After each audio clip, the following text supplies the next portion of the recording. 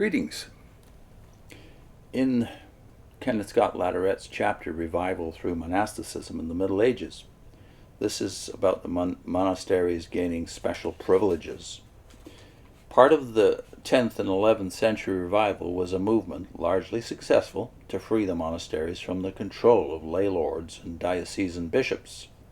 The power of lay lords had been one of the sources of the decay in monastic life. To circumvent it, increasingly monasteries were removed from the power of the feudal nobility and were placed directly under the Pope. Theoretically, the Pope could not divert their properties to other uses than those prescribed by the founder, and was the guardian rather than the proprietor. Nor could he legally use the income from the endowments for himself or his favorites. The proportion to be given to him was usually fixed by the donor in the founding charter. The diocesan bishops had proved a source of annoyance to the monasteries.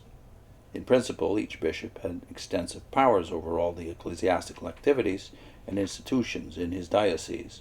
In monasteries, he could hold services, consecrate altars, ordain such of the monks as were raised to be in the priesthood, and exercise discipline through excommunicating the obdurate and interdicting services.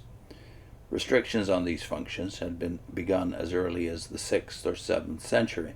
In the 10th and 11th centuries, on behalf of house after house, the episcopal authority was further reduced or annulled by papal action. In many instances, even the right of ordination was taken from the diocesan bishop. While episcopal ordination was still necessary, the monastery might ask any bishop whom it chose to administer the rite. The kings also increasingly granted to monasteries immunity from the jurisdiction of royal officials and took the houses under their special protection. This movement to free monasteries from all local, secular, or ecclesiastical interference, and so to ensure them liberty to pursue the full Christian life, was to continue into at least the 13th century.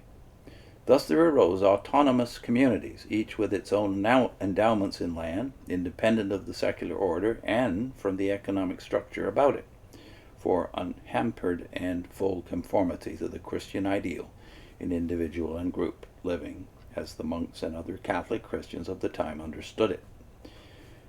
Here were centers of life from which issued impulses which helped to raise the level of the Christianity of almost all of Western Europe. The rude barbarians, who had been converted in mass, were taught something of the meaning of the faith which they had professed to accept. They were challenged by it. Many did not respond, or responded only to react against it. Indeed, the grossness, superstition, stark depravity, cruelty, and callous self-seeking of millions in medieval Europe is one of the striking features of the age.